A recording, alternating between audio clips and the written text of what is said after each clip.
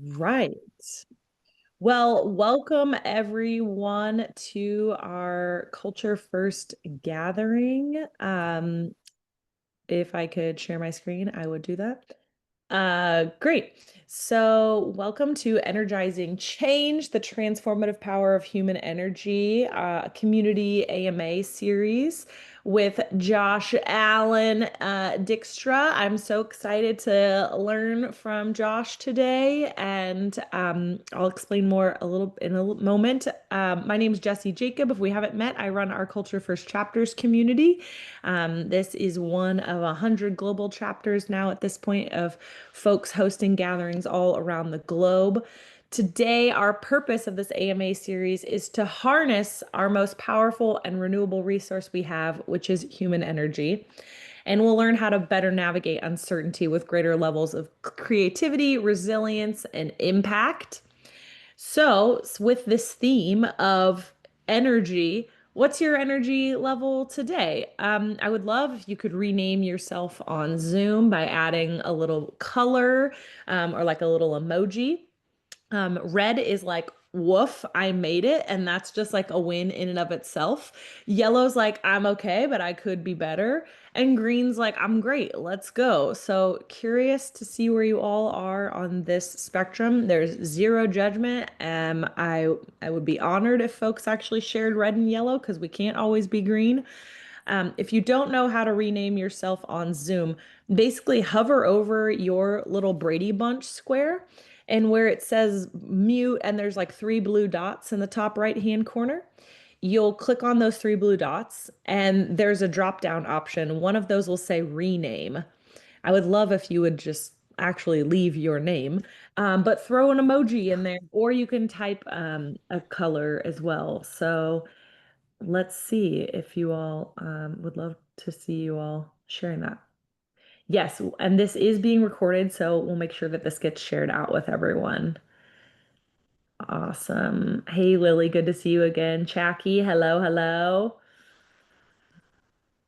All right, so if you or you can drop your emoji in your color, which color of energy you've got going on today in the chat. But essentially, you'll hover over the three blue dots in the top right-hand corner of your Brady Bunch square, and you'll click rename, and then you'll add an emoji or type a color next to your name to describe how you're doing. Jordan, thank you for being honest and saying you're yellow and for being here. Rachel, meh, that's amazing. Yes. All right, a lot of yellows. Couple red. Thank you for the red, folks. Thank you, thank you, thank you for your honesty. We got some green yellows, or some red yellows, I mean. Great. Awesome. Okay, well, thank you. I love this check-in. It's like super simple. Feel free to use these at your events. It's just a great way to just do a pulse check. How are we doing? We cannot expect everyone to be performing at their best and be green all the time. So thank you for the folks that are more honest and were yellow and red and for being here. I appreciate you. So we had a chance to do a little welcome. We did a little check-in. We're gonna learn from Josh. We're gonna do some Q&A at the end of this. So please drop any questions you may have for Josh throughout the session. Definitely go and upvote or emoji react and like to some of those questions that you would also like to hear. And then some closing announcements. It's gonna be a fun hour together. So before I introduce Josh, a quick reminder, if this is your first community event or if you've been here before, we are a group of people around the world who believe a better world of work is possible. And by golly, we're willing to do something about it. We have 5 core principles that we ask. Yeah, exactly. Like rock on. That's who we are. Wow, lasers just came. That's amazing. I forgot about that. We have 5 core principles that we ask you to embody when you are with our community. The first one is fostering belonging and acceptance. We just hope that you can let people feel seen, valued, and appreciated for just showing up and being themselves. We ask that you have the willingness to reflect and grow. If we're on this mission to transform the future of work, that goes to our organizations doing the work, but ultimately that starts with us being the change we want to see in the world. So the third core principle is have the courage to be vulnerable, whatever that is for you, playing with that edge of vulnerability, whatever, like 15% more out of your comfort zone. Maybe it's asking a vulnerable question. Maybe folks sharing that they're red or yellow. Thank you. You're already embodying this principle today. The fourth core principle is put your learning into action. We hope that you don't just consume information today and that you are able to implement some of the things that you learn into the way that you live, into the way that you work, because that's how we continue to see the ripple effect of this work. And that's how we actually put our learning into action to transform the future of work. And lastly, connection inside, business outside, which is a fancy way of saying that in the context of this gathering, we ask that you connect first as a human being. And if that leads to you all connecting outside and doing business together, that's cool. We love that. But the like hardcore sales and like hardcore traditional networking is not the primary purpose of the gathering. We're here to learn and grow together and form genuine relationships with one another. Can I have like a thumbs up in if you're on camera? Great. Or drop it in the chat or emoji react. Give me a thumbs up. You can agree to these. Great. Seeing some hearts. Fantastic. Yeah. Okay, great. All right. I am excited to introduce you to Josh. I had a chance to meet Josh because he is one of Culture Amp's top 25 emerging culture creators of 2025 in the Future of Work category. I am really the concept of human energy is something I am like really curious about, and he is one of the foremost thought leaders on this topic. And he spent the last 2 decades building 5 companies and working with some of the most like iconic brands on earth. And his clients have a combined employee count of over 1 million people. He's an author, he's a TEDx speaker, and the founder and CEO of the Work Revolution, where they fight for the future by fixing work. So, can we give a little round of applause, a little love for Josh? I'm gonna stop sharing my screen. Yeah, Rhiannon's like, yes. All right, patting you to the spotlight here, Josh. All right. Welcome, welcome everybody. Really, really nice to be with you all today. I appreciate it a lot. Thank you for taking the time. I know that your time is the most valuable thing you've got. So this is always it's a moment of gratitude for me when people show up for these things. And so thanks for being here and taking time to be here. I would also, I know Jesse already mentioned this, but I would also humbly request for you to turn your video on if you can. If you're not, like traveling or something, please turn it on. It's just so much more interesting to talk to people instead of little black boxes. And so I appreciate that a lot if you would. I'm going to share just a few thoughts with you as we get going here. And then, yeah, we're going to leave a whole bunch of this for Q&A. So I want you to bring your insight and wisdom into this space, please, and your questions and your comments, and let's just have kind of a dialogue as much as we possibly can here after I share just a few ideas. Okay, so as we're talking about this idea of human energy, thanks, Jesse, for the awesome setup and intro. So this is a really, I think, underestimated topic for a whole bunch of reasons. Um, and it's also kind of a topic that's really not well understood for some reasons we're about to talk about. But when I talk about the idea of human energy, I really personally link this very much to the field of positive psychology. So who here has heard is familiar with positive psychology? Yeah, right. So there's a whole bunch of things kind of under that umbrella, right? So there's things like the strengths movement, and there's things like appreciative inquiry, and there's even just kind of like wellness and the focus on everything that kind of focuses more on what's right with people instead of their pathologies and our issues kind of goes in the positive psychology bucket. I would put this idea of human energy, and the other language I use for it sometimes is energy intelligence. This so I'll probably use both of those terms today, but I put this in the field of positive psychology. So that's maybe the first thing to understand. So we're going to start by kind of contrasting this a little bit with the strengths movement. So has anyone done like a strengths finder or a strengths assessment? And yeah, yeah, right. So we've all kind of done that stuff at this point, or many of us have. Uh, Let me share with you a couple thoughts on how this kind of branches out and expands from the perspective of the strengths movement. So I'm going to share my screen here. All right. So there's my first slide. Looks like you can see that. Let's do a little bit of a activity in the chat window. I have to reconfigure my windows over here now that my that I'm sharing. But in the chat window, if you could, what I want you to do is I want you to bring to mind. So this might be a fine moment for you to like get really like in your body and kind of you put your feet on the floor. Sometimes I like to like take a breath and just kind of be where I'm at. Because the question I'm going to ask you is to come up with a memory. I'm going to ask you to try to remember a time when you were at your best at work. So this could be 5 days ago. This could be 5 minutes ago, right? It doesn't matter when, but a time when you were at your best, like really put yourself in that moment. Like you could tell me about it, right? You could tell me a story. And you said, Josh, when I was doing this thing, when I was in front of these people, or while I was in this meeting, or when I was coaching this person, or when I was doing this project, right? Like put yourself in that space and really feel it. Because what I want you to put in the chat window is 3 words that describe how you felt in that moment. So really put yourself in that moment. And then in the chat window, please offer 3 words that describe how you felt in that moment of being at your best.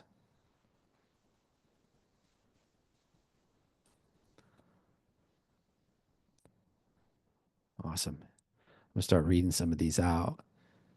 Empowered, listened to, alive, energized, respected. Yeah. Radiant. Oh my goodness. These words are so great. Attuned, confident, proud, helpful, glowing. Hey, that's awesome. Yeah, these are lovely. Feel free to keep adding them if you want to. So stay in that moment for a second. So I've got a couple of follow-up questions here. So presumably, right, you're going to be doing some kind of work in the world, right? I'm assuming that you're here, so you're probably doing some kind of work that maybe involves human expansion of some kind inside the organizations. Maybe you're a coach, or maybe you're an OD person, or a learning person, or an HR person, right? Like maybe. Maybe you're a leader who actually, leads humans. So you have to think about these things. So here's a couple follow-up questions, right? So you just did this activity. You had this moment. You're at your best. You feel all of these really lovely words. So here's some follow-up questions. I think first question is, would you agree? Presumably your organization, whether it's a client that you work for, or right, that you contract with, or an organization you work for directly, don't you think your organization wants you to be in this space, to be at your best? Right? I would say most organizations I've been in, maybe all of them, would purport, right? They would say, yeah, we want people to be at their best when they come to work. I think they would. Okay. Next question. Aren't in that space of being at your best, aren't you creating more value for your organization, for your customers, for your team, for yourself, right? Aren't you in a higher state of value creation when you're at your best? I think you are. Next question. Wouldn't you also agree that you're more resilient when you're in this space? Or when you're at your best and your cup is full and you have a lot, right? Like you feel like you are resourceful. If something crazy comes along, aren't you more capable of dealing with it? Right? I think you probably are. All right. So here's the last question. So other than right now, think about like maybe the organization that you work with. Other than right now, when was the last time you were asked this question by an organization?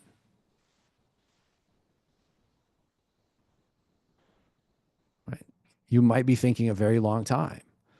Maybe you've never been asked this question by an organization. Maybe it was in like the closest answer. I've asked this of thousands of people, y'all. Like the thing I usually like, I hear, if anything, is maybe an interview. Sometimes in interviews, we get this question. But most people in most situations, in most organizations, never get asked this question. And I think that's a problem. I think that's also a bit mysterious. It's a bit strange. It's a bit odd because, again, presumably your organization wants you to be at your best. We understand you create more value when you are, and yet we don't have an organizational strategy to actually help you be there. I think that's weird. I think we're missing something in the way we think about humans inside organizations. So let's talk a little bit about the strengths movement and kind of how that contributes in this direction, but doesn't quite get us all the way there. So I want to tell you a quick story. Back in the 1950s, there's a group of students in the middle of America, and there's also a group of researchers who are studying these students. They're incoming freshmen. And so the researchers were charged with helping these students read better and read faster, right? Improve their reading speed and comprehension. And so they devised a speed reading course that they were going to put all these students through. But first they did a baseline, right? Then let's figure out where these students are starting. Okay. So where do these students start? Well, not surprisingly, it was a spectrum, right? You've got below average readers that are at 90 words per minute. And you've got above average readers that are starting at 350. So this is the spectrum of where they're, and everybody in between, right? So you've got all these students, they're starting at different places. They go through the speed reading course. What happened? All right. The group that started at 90 got better. They went to 150. Okay. So 90 to 150. The question for you is, what do you think happened to the group that started at 350? Right. So it's not that many options, right? They went up, they stayed the same, or they went down. But like, give me, like, if you're on video, like, give me your vote. Like, did they go up? Did they stay the same, or did they go down? What do you think?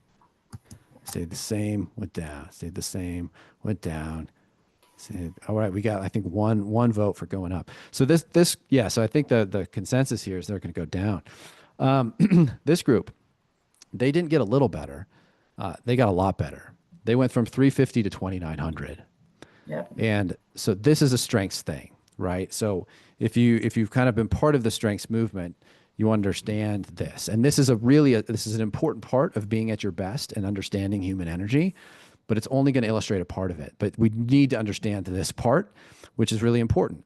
And this is the myth that we're busting in organizations, is we think in organizations that we talk about areas for development with people, and we often think about areas of development as weaknesses, right? It's like, if you need to develop that 90, and you can take that 90 to a 150, but yay, whoop-de-doo, you've just, delivered mediocrity, right? Don't think of areas of development as weaknesses. Areas for development are strengths. Take your 350s, turn them into 2900s. That is really an important part of being at your best, because when you described that situation a moment ago, I'm sure you were doing something you were good at, right? So being good at this is part of the game, right? This is an important part. So let's talk, though, a little bit more about the way we define strength. Okay, so when I go up to anybody on the street, and I've done this all over the world, right? If I'm like that guy on the street with a microphone, right, and I come up to you, I haven't done that exactly, but I've asked a lot of people this question. But like, if I was that guy, I come up to you and I say, "Hey, what are your strengths?" You're almost certain to tell me things you are good at. You agree? Like almost everybody, right? We have this concept in our brain that strength means things that I'm good at doing. Almost everywhere in the world, this is true. Strength from people means what I'm good at doing. Now, this is part of being at your best, right? We just talked about it, right? Like you need to be good, like being good at it, right? If you suck at it, right, it's not going to be that much fun for you, right? You're probably not going to feel at your best. So being good at it's part of it, but it's actually only half of the equation. The other half of being at your best is being energized by the thing, right? So this is where human energy comes into the equation, right? And this is really important for a very simple reason. Are you ready? It's because you can be good at things that suck the freaking life out of you. right? You guys are good at lots of things. You're very competent, capable humans. You are good at lots of things. Not all of those things are energizing, are they? And that is where the strengths approach starts to break down, leave things out, right? Like, so we have to take it further into the space of energy, human energy, and energy intelligence, because you can be good at things that suck the life out of you. People might ask you to do more of those things. You might have degrees in those things. That's not what I'm talking about, right? Like, you do things that suck the life out of you, you are not at your best. It has to have an energy component. You have to find out where these two circles overlap. So where things that you're good at overlap with things that bring you energy.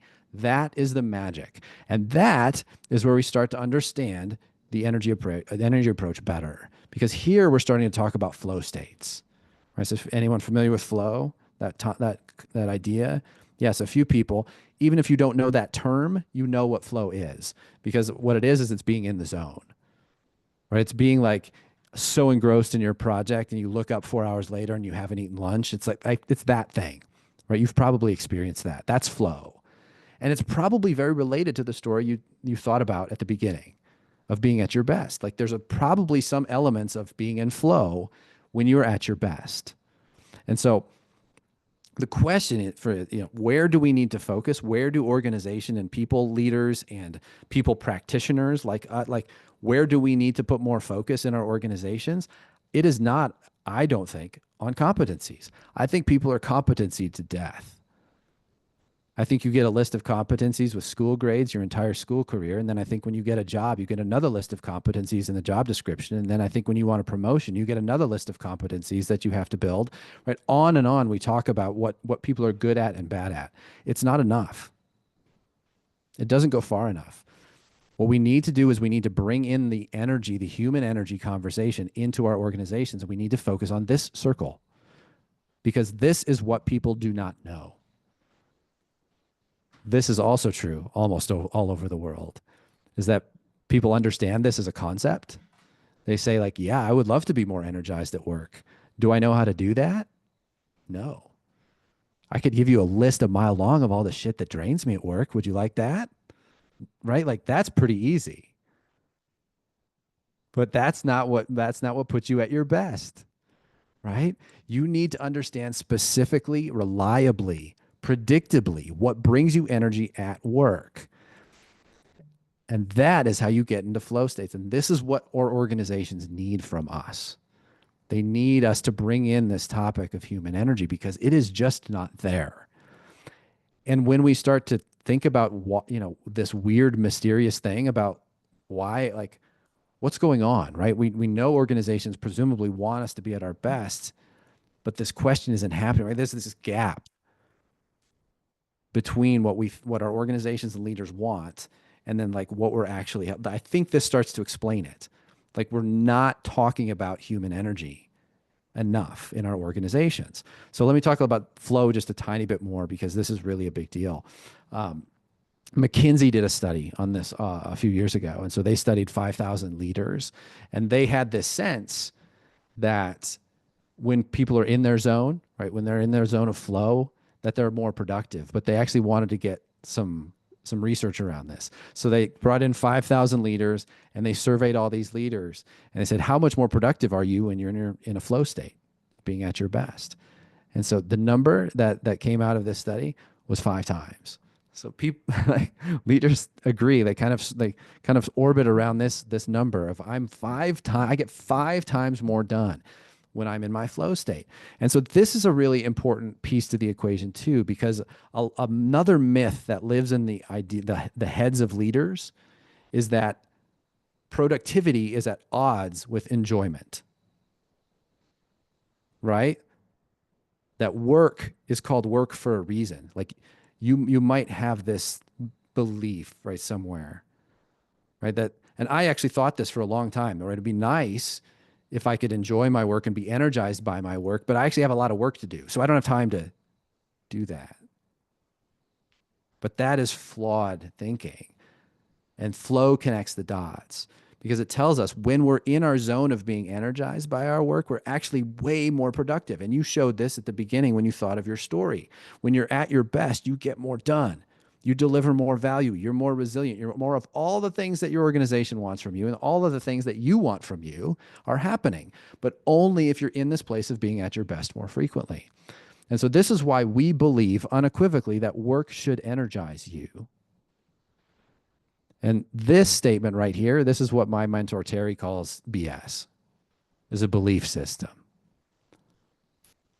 right? So you might need to check your BS on this one, like I had to, because for a long time I thought work was, something that was supposed to feel like work. That if it doesn't hurt me a little bit, it's not work. It's not true. This is a lie. And in fact, you are much better at working when you're doing something that brings you energy. And again, this is a point that most organizational leaders do not understand. They don't get this. There's a lot of like work should hurt me out there. There's a lot of work should hurt me BS belief system. But that is not helping anybody. It's not helping the organization. It's not helping the organization's customers. It's not helping anybody who leads people. It's not helping the people.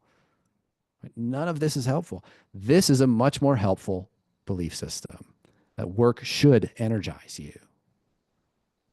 All right, let me give you just a few. So if there's any data nerds on this call, like me, right, you maybe are thinking, yeah, is there any research, right? Have you got any data on this? Yeah, I do. Okay. So here's one from a study that we did. These are our clients. This is our data. So I can talk more about this if you want to dig into it here in a moment, right? I'll stop talking and we can talk about what you want to talk about. But I just wanted you to see this, right? Because this is not just like theoretical, like ivory tower crap. Like this is like we tried this a lot. And this does the things. When you take an energy-based approach to work, it does the stuff that you want it to do, right? It reduces burnout. It increases psychological safety, right? It increases energy, of course, and it increases productivity as a result. So it's really, really effective. So I'm going to stop there. We've got like a half hour left in this session. So I hope you're going to think of questions, put them in the chat window. I've been ignoring the chat window entirely so I could do my rant. I'm going to go to the chat window now and I'm going to read what's going on in here. But if you want to come off mute and ask a question too, or Jesse, if you want to like wrangle this somehow, feel free. But let's go to the Q&A here. Ask me anything. Oh That's why my we're here. gosh. Can we like before we get into the Q&A just like come off mute and give Josh a little bit of love? Like this was awesome. Thank you so much. Yeah. Woo! Ow! Wow. Okay. So many great mic drop moments. The chat's been cooking, Josh. So there's a lot of Cool. things for you to catch up on.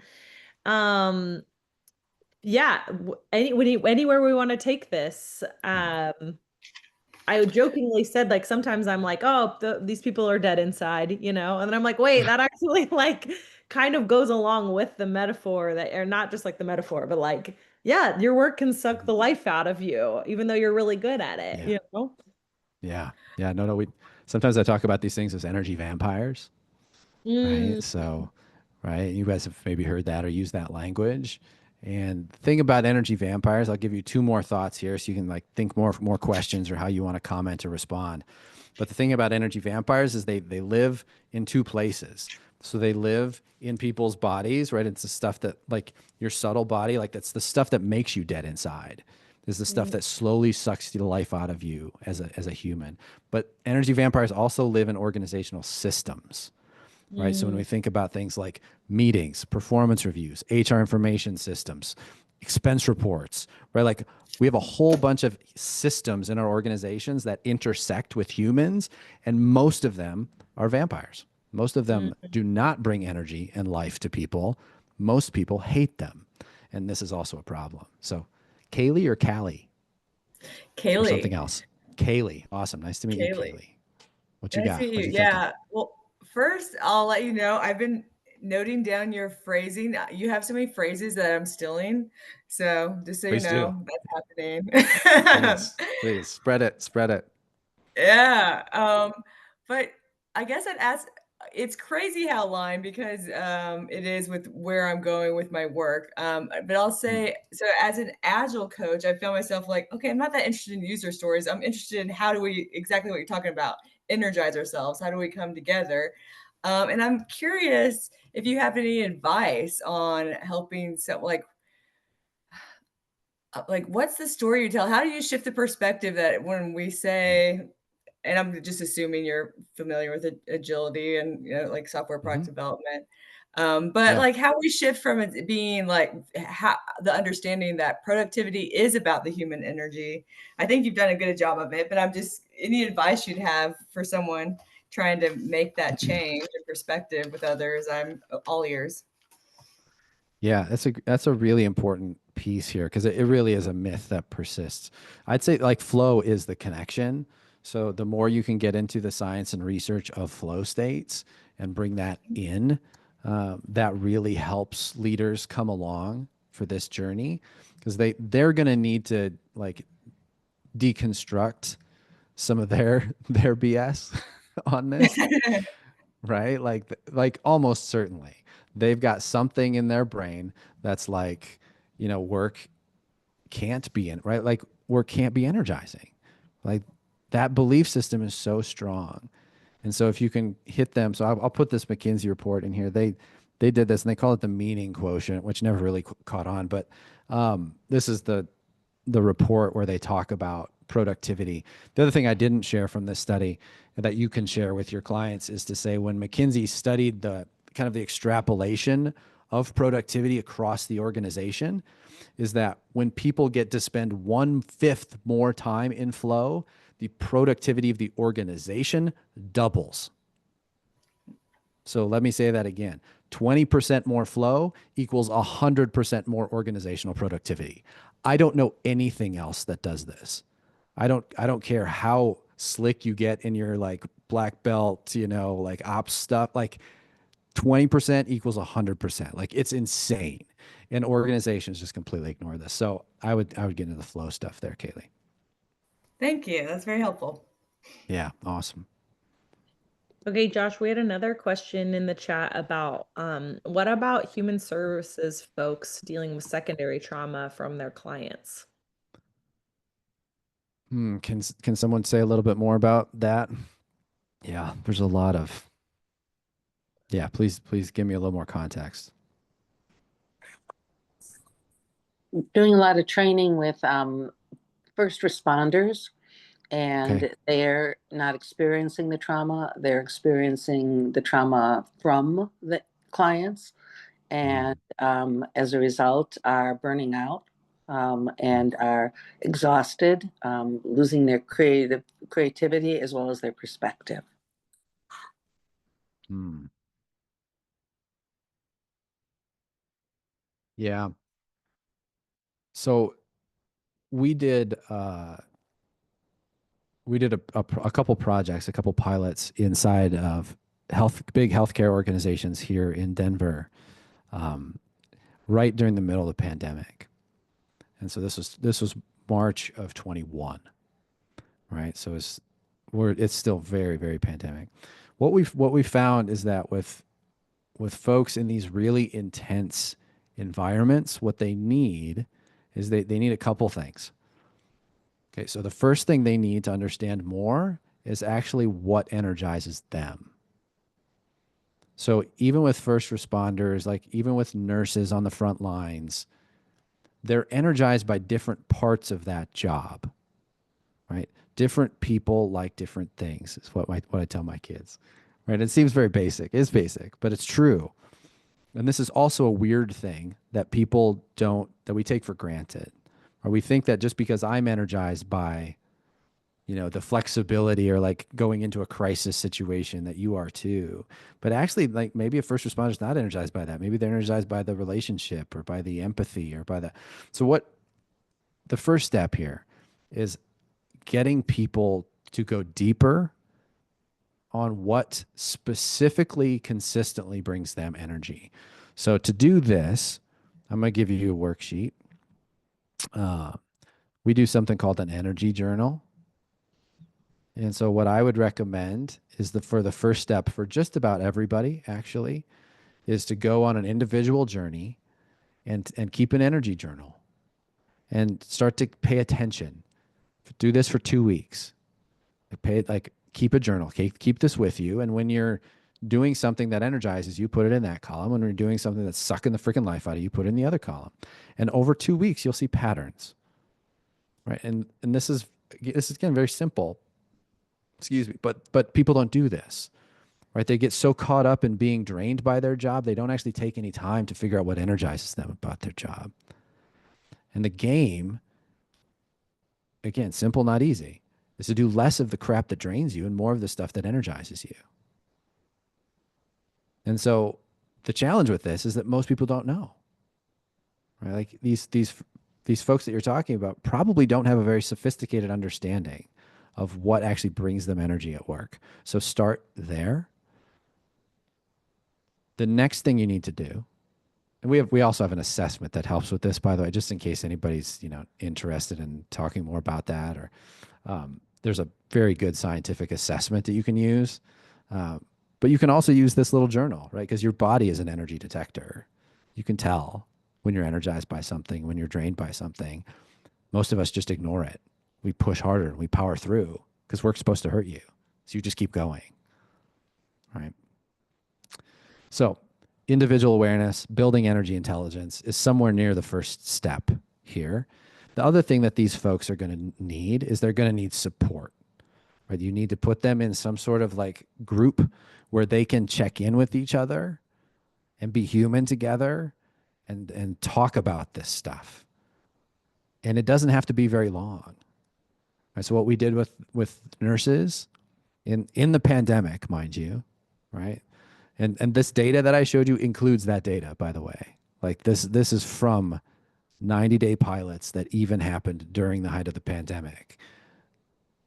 What you need to do is then also put your people into groups, and most organizations, most people have this, right? Most people have teams.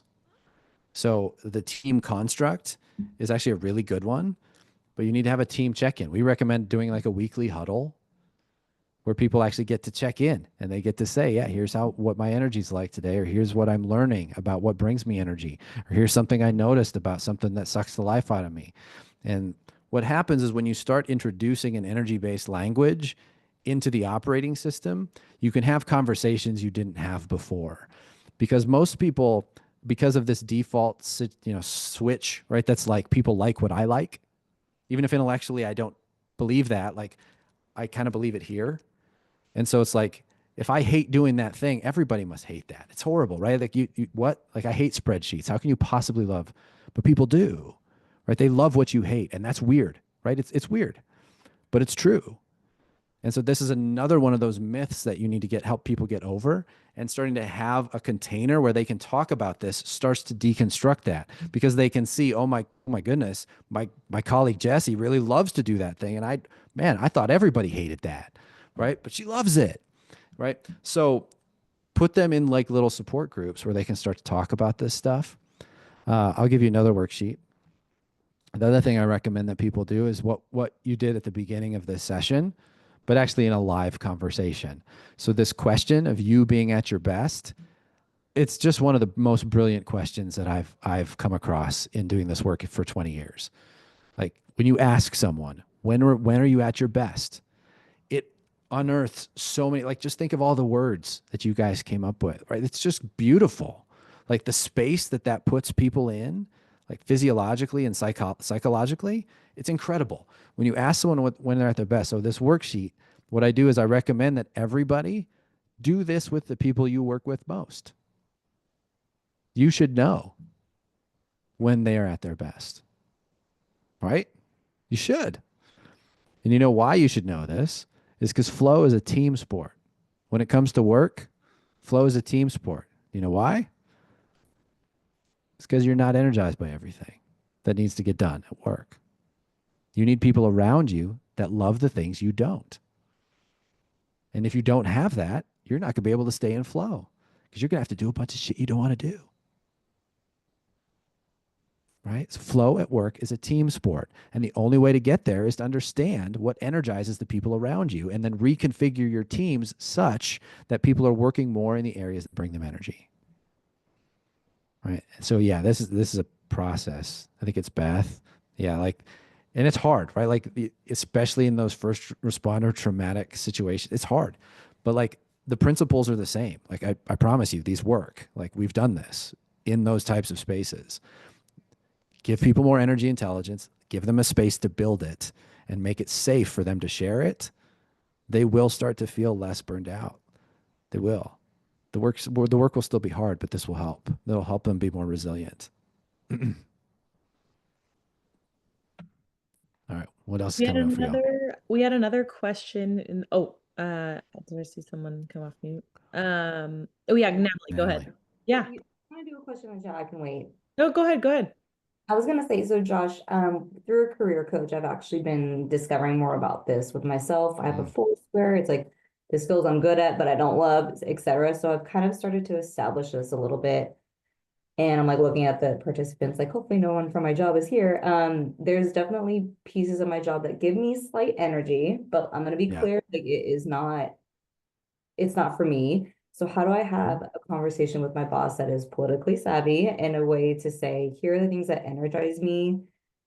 How can you help me, maybe build in some routines or some new habits? And I can share with her what I've been doing, but it's just difficult when you're kind of feel like you're in a position when you're not being energized by it. And, I'm trying so hard to energize myself that it's like almost sucking me a bit further. So Yeah. And so is your question, Natalie, more about like how to have this conversation with your boss? yeah, Like and how to it doesn't frame it? be like don't like this job. It's just like how can I get her to maybe help me bring some of this out in my day to day? Totally. So unless like, and you will know this, right? Unless you've got a boss who's really like emotionally intelligent and open to the idea of energy, don't ever use that word, right? Like, so that's my first thought, right? Just be really cautious about that. And right? You know people that you can talk to and use that language, and you know people that you maybe shouldn't.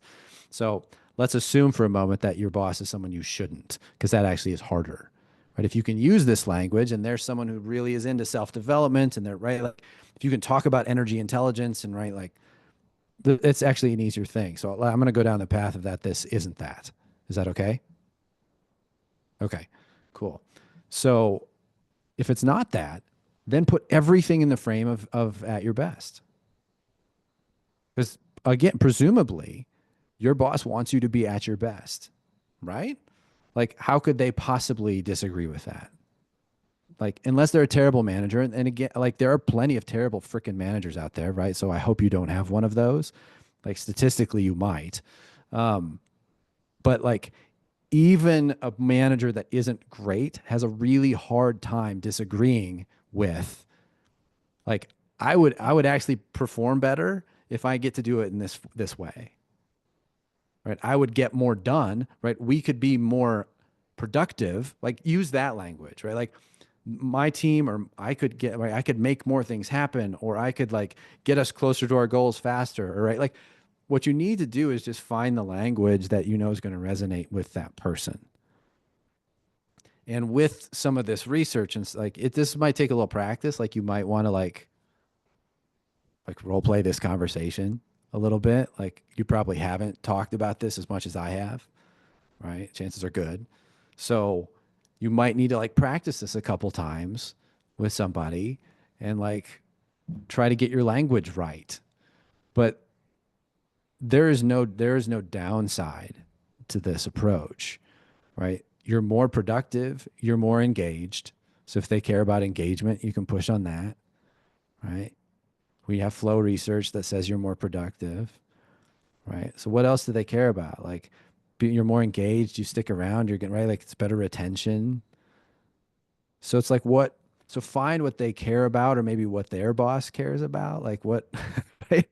Like when you get in these hierarchies, it's kind of like, what do the executives care about this year? Connect it to that. And if you need help with this, like just ping me. Seriously. Like here, I'll put my LinkedIn back in here. I think this was on my slides, but in case you missed it, there's my email. So like if you ever want to just like kick this around and say like, hey, how would you frame this, or what was that research study you talked about, or so yeah, please grab my email, everybody, if you want to ping me later or connect on LinkedIn or whatever. But I think that's the key though, Natalie, right? You gotta put your empathy hat on, really get into their space and say, what the heck do they care about? And make it about them. Make it about what's in it for them. Mhm. Because what you doing your job better is actually really in their best interest. You just have to like frame it properly. Thank you. That's awesome. Thank you, Josh. Oh, I love this. I also just dropped something in the chat, a blog post from Culture Amp about creating a development plan and like why that's important. And it Nice. kind and I think not that you need to use Culture Amp in order to do this, but the framework is helpful of like, okay, what are the things that I'm already good at? What are the things that I can and if you're using Mm. this language, like what are the things that are motivating me or energizing me? And how does that relate back to the bigger picture? Because having a development plan is actually more likely so that you are engaged and you're going to stay longer at work because you know how you're growing and evolving with the organization. Because otherwise, we're going to go look to work at other places. So anyway, in case that's helpful. Yeah. Maybe like one more question, Josh, around Yeah. well, it's I'm going to add to this question a little bit, which is basically like people are so overscheduled that they don't get that uninterrupted time. And so Yeah. the question in the chat is how do you encourage organizations to dial down the meeting culture? And Mm. then maybe like tying that in with like the way that we meet is broken. Mhm. So how might we bring some of these elements to the way that we gather at work? Yeah. Yeah. Meetings in most companies go in the energy vampire column, right? Like they just suck the life out of everybody. Uh, so yeah, and what you need to counteract that is right. You need leaders who really give a crap to do something, right? Like otherwise, nothing's going to change. Um, what we've been experimenting with because people are so overscheduled is instead of I think one of the challenges in the work that I do and maybe many of you do is trying to fit things in when people are so overscheduled. Like, how do we get people to do something different when they don't have any time to do anything else at all? And so, what we've been experimenting with is because of the meet, like almost like this is like a um, like some sort of like jujitsu move or something. Like so, moving with it instead of against it. And what I mean by that is like actually using the meetings to do something good. And so what we were recommending these days is that people put their team huddle inside a meeting that already exists. So let's say you've got a regularly scheduled team meeting that happens once a week or every other week. You know, many teams have this, but I don't know that they're using those meetings. And this gets to your point, I think, Jesse, right? They're not using those meetings as effectively as they could because they're just kind of like jumping into their agenda, and maybe not doing it in a very energizing way.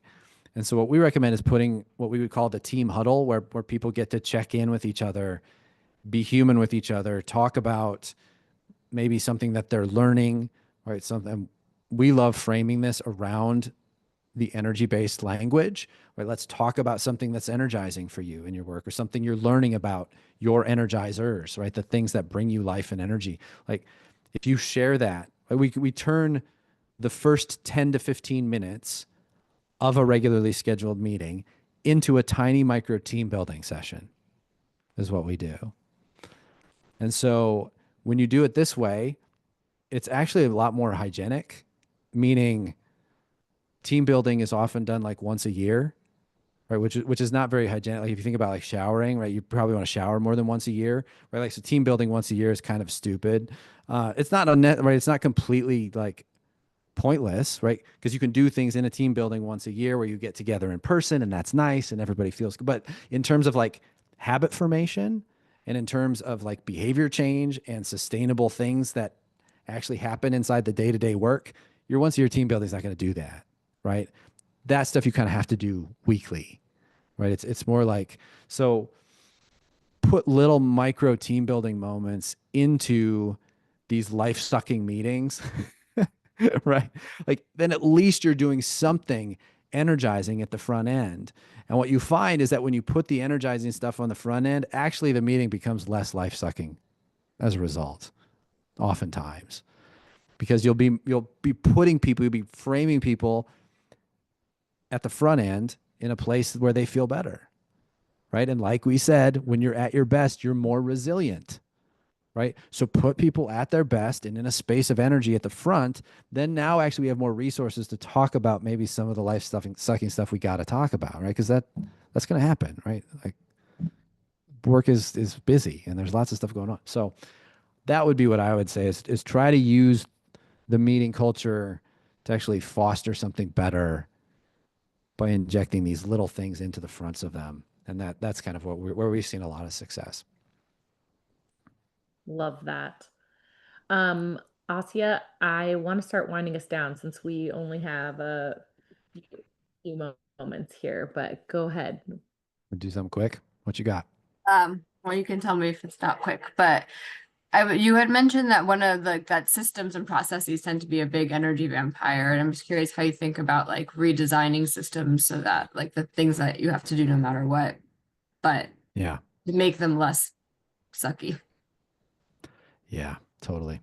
Okay. I'll give you another worksheet on this one. I don't have time to go through it with you, but um, this is a process that we've developed over the years for how to deal with drainers, right? So these energy vampires, these life-sucking systems, what I will tell you is that you'll see on this worksheet that there's kind of two sections, right? There's three options at the top and three options at the bottom. You're supposed to kind of start at the top and work your way to the bottom.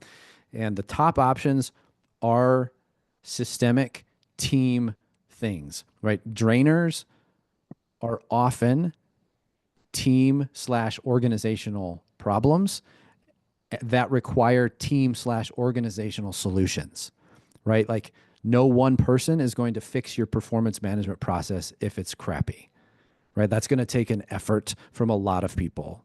That's what I'm talking about, right? Same with meeting culture. That's a team/organizational problem that requires a team/organizational solution. If you think through this process, at least you can say, okay, here are some things that I can try. And it may make sense just looking at the worksheet. If it doesn't, just shoot me an email. How's that, Jesse? Are we okay? Yeah. Okay. Awesome. Okay, we only have 5 minutes left. I would love for us to embody our community principle of putting learning into action because, again, all of this is like amazing. Josh just shared some incredible stuff, but none of it matters unless we're going to actually put this into practice, into the way that we live, into the way that we work. So, would love if you would share in the chat what's something that you are taking away that you can take action on, again, into either work or personal life, that you can put into action, or you can come off mute and share with us as well if you want to do that. But drop us in the chat, like what's something, like one small thing that you can take action on. Maybe it's adding a micro energizer moment to a meeting that you're hosting soon, or there's a lot of stuff. Maybe it's going through one of these worksheets. Drop in the chat what's one thing that you can take action on. Yes, using some of the language that Josh shared. Yeah, it's so valuable. Energy drainer worksheet. Yes. Awesome. Overall training that oh, I love that. Okay, TJ, freaking fire. Yeah. So Yeah, this good. is a great flip on burnout. People are kind of burned out and talking about burnout. This is a great way to flip it around. For real. Yeah, the intro prompt was so powerful. I don't know about for you all, but I was like, I got excited thinking about that memory of when I was at my best. I was like, oh, that just like Yeah. feels good even to like repeat that, you know? Yeah. So Yeah. yeah, I love that, JD. Thanks for sharing that. So good. Ooh, appreciative inquiry questions. Yes, powerful. Mhm. All Yeah. right. Let me give you guys one more quick gift here. I've got another link here, and this has a few more worksheets on it, if you want them.